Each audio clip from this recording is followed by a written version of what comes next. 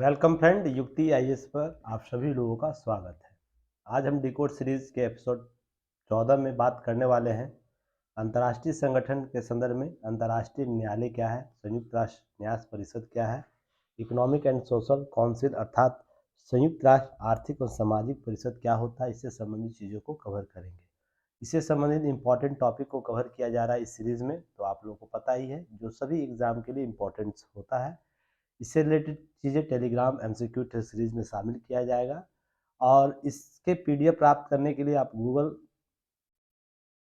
Play store से हमारा app download कर सकते हैं और एप्पल स्टोर से भी हमारा ऐप डाउनलोड कर सकते हैं।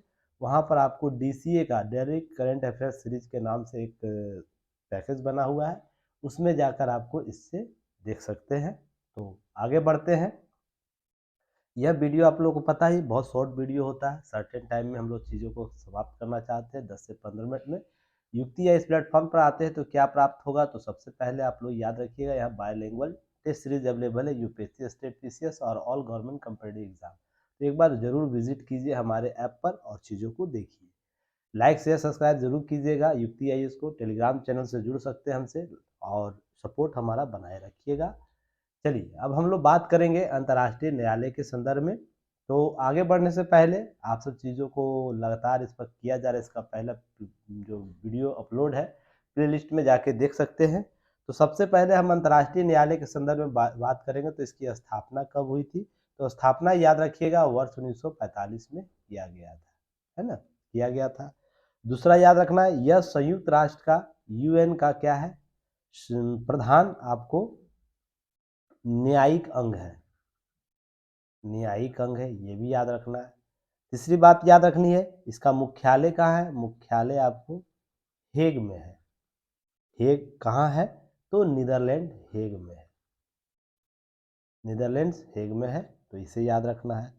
इसमें न्यायाधीशों की संख्या कितनी होती है, न्यायाधीशों की संख्या अगर बात की जाए तो इसमें न्यायाधीशों की संख्या 15 सदस्य के रूप में होता है, अर्थात न्यायाधीश कितने होंगे उसकी 15 संख्या होगी।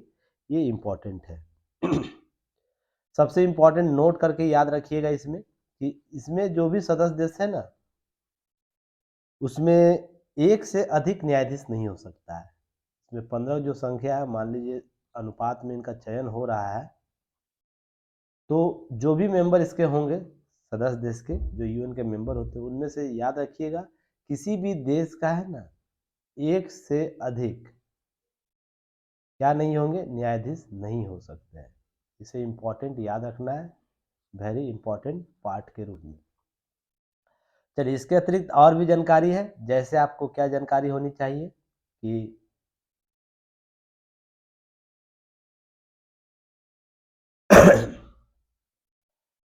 अवधि इसकी क्या होगी, न्यायाधीशों की अवधि क्या होती है। अवधि आपको 9 वर्ष के लिए नियुक्त किए जाते हैं, 9 वर्ष के लिए नियुक्त किए जाएंगे और प्रत्येक 3 वर्ष पर याद रखिएगा, प्रत्येक 3 वर्ष पर क्या होगा के पश्चात इसके 5 न्यायाधीश जो होंगे ना, न्यायाधीश जो होते हैं क्या होते हैं, न्यायाधीश अवकाश ग्रहण कर लेंगे, अवकाश ग्रहण कर लेंगे। तो यहाँ पर याद रखिएगा इनकी नियुक्ति 9 वर्ष के लिए होता है, तो प्रत्येक 3 वर्ष पर क्या होंगे इसके 5, 9/5 क्या होगा, 5 है ना, 15 न्यायाधीश, सॉरी 15 न्यायाधीश का बटे 5 याद रखिएगा, प्रत्येक 3 वर्ष पर अवकाश ग्रहण कर लेते हैं। तो ये इंपॉर्टेंट आपको ध्यान रखना है इसके इनके संदर्भ में। और यह क्यों जरूरी है ये भी हम लोग आगे चर्चा करेंगे। जितने भी अंतर्राष्ट्रीय मामले होते हैं, 2 या 2 से अधिक राष्ट्रों के बीच के विवाद, 2 या 2 से अधिक राष्ट्र, अंतर्राष्ट्रीय संस्थाएं या अंतर्राष्ट्रीय समझौता या किसी प्रकार से न्याय, मानवाधिकार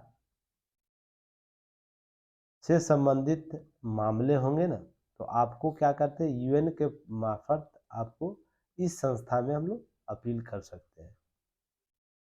तो इसके लिए आपको यहाँ पर बहुत सी चीज़ें, जैसे मान लीजिए रूस यूक्रेन का मामला चल रहा है तो हेग वो जा सकता है, या पाकिस्तान इंडिया का बहुत सा ऐसा मामला जो आपको हेग में गया हुआ है, तो ये सब चीज़ें ध्यान में रखना, अंतर्राष्ट्रीय स्तर पर बहुत सी चीज़ें वहाँ पर की गई है। अब याद रखिएगा यहाँ पर कुछ चीज़ें और भी, जैसे न्यायाधीश अपने, जो भी 15 न्यायाधीश है ना, न्यायाधीश जो हैं वो अपने में से ही क्या करेंगे, एक अध्यक्ष प्लस एक उपाध्यक्ष, उपाध्यक्ष के पद के लिए चुनते हैं, और इनका कार्यकाल कितना होगा, 3 वर्ष का होगा। कितना वर्ष का कार्यकाल होगा, यह अध्यक्ष और उपाध्यक्ष का कार्यकाल 3 वर्ष के लिए होगा। तो ध्यान रखिएगा, इनका अलग से चयन नहीं होता है, 15 न्यायाधीशों का ही केवल चयन होता है, और इसमें से अपने में से ये 15 में से बहुमत जिनका होगा वो क्या होंगे, 3 वर्ष के लिए ना अध्यक्ष या उपाध्यक्ष के रूप में चुने जा सकते हैं, और उनका रोटेशनल वे भी चलेगा। तो ये आपको ध्यान में रखना है। नेक्स्ट याद रखना है, इनका कोरम बहुत जरूरी है। कोरम आप लोग जानते हैं, गण पूर्ति हम लोग जिसे बोलते हैं, तभी इनकी कार्रवाई, बैठक की कार्रवाई हेग के जो न्यायालय की बात होगी। तो याद रखिएगा, 15 बटे आपको 9/15 याद रखना है, अर्थात 15 न्यायाधीशों में से 9 न्यायाधीश की उपस्थिति होनी जरूरी है। कोई भी मामला अगर जाएगा न्यायालय में, उसकी सुनवाई तभी शुरू की जाएगी जब क्या होगा, कोरम पूरा किया जाएगा, कोरम पूरा होगा। और सहमति भी आपको, जब निर्णय होगा बहुमत के आधार पर किया जाता है, ये सब आपको ध्यान रखना है। अब हम बात करेंगे भारत के संदर्भ में, भारत इसमें क्या इंपॉर्टेंट रखता है। तो सबसे पहले याद रखिएगा, बहुत से मामलों में भारत ने अपना महत्वपूर्ण योगदान दिया है। तो यहाँ ध्यान रखना है, सबसे पहले 1952-53 में, 52-53 में क्या हुआ है कि बेनेगल नरसिंह राव आपको प्रथम भारतीय थे जो हेग अंतर्राष्ट्रीय न्यायालय में भारतीय न्यायाधीश के तौर पर नियुक्त हुए थे। दूसरा याद रखना है कि नागेंद्र सिंह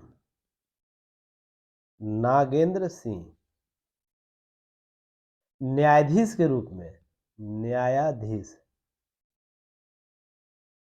रूप में कार्यकाल इनका कब हुआ था, इनका कार्यकाल था आपको 1973 से लेकर 88 तक। तो यह उपाध्यक्ष के रूप में भी काम किए हैं, उपाध्यक्ष के रूप में कार्य किए हैं। तो इनका कार्यकाल उपाध्यक्ष के तौर पर था 1976 से लेकर आपको 79। तो ये भी आपको याद रखना है, इनकी नियुक्ति 9 साल के लिए हुई थी, 73 से लेकर 88 तक कार्यकाल के लिए रहे थे। और उसी बीच आपको 3 साल के लिए देखिए 76 से लेकर 79 तक क्या हुए हैं, यह उपाध्यक्ष रहे थे। उसी के बाद यह अध्यक्ष भी नियुक्त किए गए, अध्यक्ष नियुक्त किए गए थे। उनका कार्यकाल था 1985 से लेकर 88 तक। तो ये भी आपको याद रखनी चाहिए कि नागेंद्र सिंह पहले उपाध्यक्ष और पहले अध्यक्ष भी रह चुके हैं अंतर्राष्ट्रीय न्यायालय के भारतीय न्यायाधीश के तौर पर, ये याद रखना है। उसके बाद नेक्स्ट याद रखनी है इसमें आपको कुछ चीज़ें, जैसे क्या याद रखना है कि रघुनंदन स्वरूप पाठक का भी चयन हो चुका है 1989 से 91 के कार्यकाल के लिए, ठीक ना। उसके वर्तमान की बात की जाए, वर्तमान में दलवीर भंडारी जी का हुआ है, दलवीर भंडार, इनकी नियुक्ति हुई है 2012 में, वर्तमान तक यह है। तो आप लोग को याद रखिएगा, वर्तमान तक इनकी कार्यकाल चल रहा है दलवीर भंडारी का। तो ये महत्वपूर्ण है, इसे थोड़ा सा अपडेट आप लोग कर लीजिएगा। अब आगे हम लोग नेक्स्ट बात करेंगे यूनाइटेड न्यास परिषद के बारे में। तो यूएन ट्रस्टीशिप काउंसिल के बारे में बात किया जाए तो इसकी भी स्थापना कब हुई है, ध्यान रखिएगा, वर्ष 1945 में। यह सब यूएन का एक पार्ट है, अभिन्न अंग के तौर पर ये जाना जाता है। इसकी स्थापना ध्यान रखिएगा, यह 1 नवंबर है ना, नवंबर 1994 1994 से इसके कार्यों का परिचालन क्या किया गया? निलंबित कर दिया गया, अर्थात यह संस्था वर्तमान में कार्य नहीं करती है। तो आपसे प्रश्न या क्वेश्चन पूछ सकता है, निम्नलिखित में से कौन सा संस्था वर्तमान में यूएन के अंडर कार्य नहीं कर रहा या यूएन से संबंधित नहीं है? तो यह ट्रस्टशिप काउंसिल समाप्त कर दिया गया। याद रखिएगा, न्यास पद्धति का मूल मकसद क्या होता है, अर्थ क्या होता है, ये भी आपको ध्यान में रखना है। न्यास पद्धति का अर्थ क्या होता है? यह अर्थ इस संदर्भ में होता है कि विकसित देश या देशों द्वारा क्या होगा? द्वारा अल्प विकसित या आदिम दशा वाले देश, अर्थात बहुत पिछड़े हैं वाले प्रदेश, आदिम जनजातियां जहां रहती है, के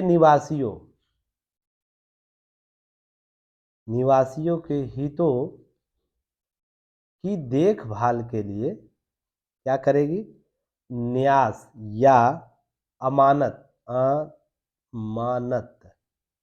समझते हुए कार्य करता है।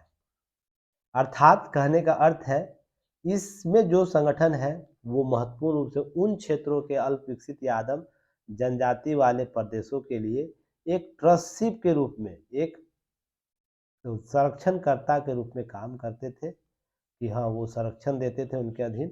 तो 1994 के बाद यह स्थिति समाप्त हो गई है। अब ऐसा कुछ नहीं है, सभी देशों को सॉवरेनिटी अपने तरीके से दिया हुआ, उसे यूएन अलग अलग तरीके से कवर करता है। चलिए नेक्स्ट, इसके बाद है नेक्स्ट संस्था क्या है, उसे भी ध्यान में रखना है। इसके बाद याद रखिएगा, नेक्स्ट संस्था इकोनॉमिक एंड सोशल काउंसिल है, जिसे संयुक्त राष्ट्र, हम लोग UN economics and social council इसे कहते हैं, संयुक्त राष्ट्र आर्थिक एवं सामाजिक परिषद। तो ध्यान रखिएगा, इसकी वर्तमान सदस्यों की संख्या कितनी, यह सबसे पहले याद रखिएगा। वर्तमान सदस्य की संख्या 54 है। और सदस्य का कार्यकाल कितना होता है? कार्यकाल जो होगा याद रखिएगा 3 वर्ष के लिए होगा। यह क्या है? आर्थिक और सामाजिक परिषद एक क्या है? अस्थाई संस्था है। अस्थाई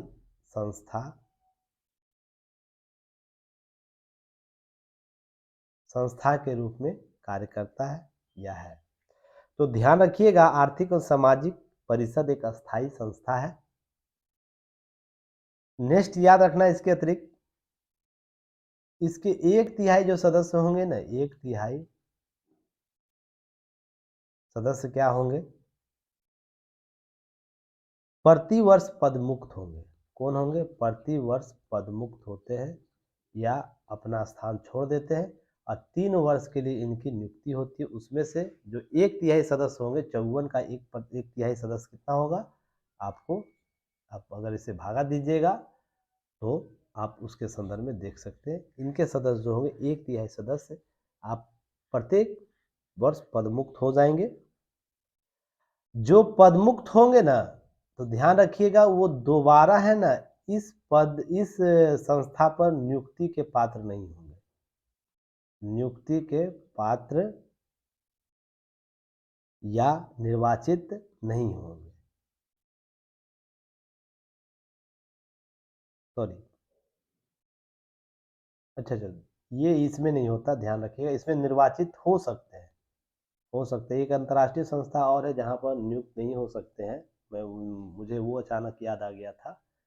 तो यहाँ पर क्या होंगे? निर्वाचित हो सकते हैं। तो यहाँ पर प्रश्न आपसे पूछ सकता है, किस संस्था में आपको अस्थाई, ऐसी कौन सी संस्था यूएन की है जहाँ पर आपको पद मुक्त होने के बाद उनकी नियुक्ति पुनः की जा सकती है। बहुत से संस्था में कुछ कार्यकाल रखा जाता है खाली, 1-2 वर्ष, 4 साल वर्ष, 5 साल वर्ष बाद बनाया जाता है। तुरंत एक शिफ्ट समाप्त होने के बाद, मान लीजिए 2023-24 समाप्त हो रहा है, तो 2025-26 के लिए उनकी नियुक्ति नहीं होती है, बहुत रेयर केस में होता है, पर इसमें हो सकता है। बस ध्यान ये रखना है, इनको दोबारा नियुक्त किया जा सकता है, अर्थात अगले टर्म के भी, अगले वर्ष के लिए भी आपको इसकी नियुक्ति होगी। यहाँ पर एक चीज़ और याद रखनी है, क्या कि आर्थिक और सामाजिक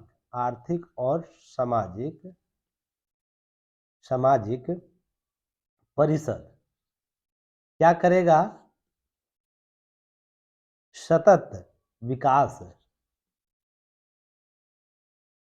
के 3 आयाम कौन कौन है? 3 आयाम याद रखिएगा, ये 3 आयाम याद रखना है आपको।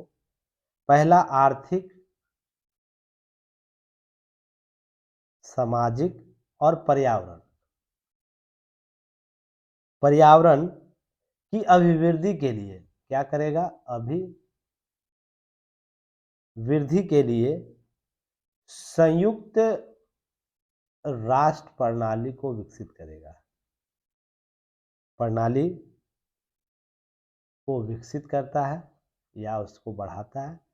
तो ध्यान रखिएगा, सतत विकास SDG है, या डेवलपमेंट, जो हम लोग इंफॉर्मेटिव विकास की बात करते हैं, डेवलपमेंट की बात, सस्टेनेबल डेवलपमेंट की बात करते हैं, उसमें आपको आर्थिक, सामाजिक और पर्यावरण 3 ऐसे विषय जिसकी वृद्धि के लिए संयुक्त राष्ट्र प्रणाली जो भी विकसित करेगा ना, संयुक्त राष्ट्र जो अभी वर्तमान में क्या लेके चल रहा है, SDG लेके चल रहा है, उसी के संदर्भ में यह कार्य करेगा, वृद्धि की बात करेगा।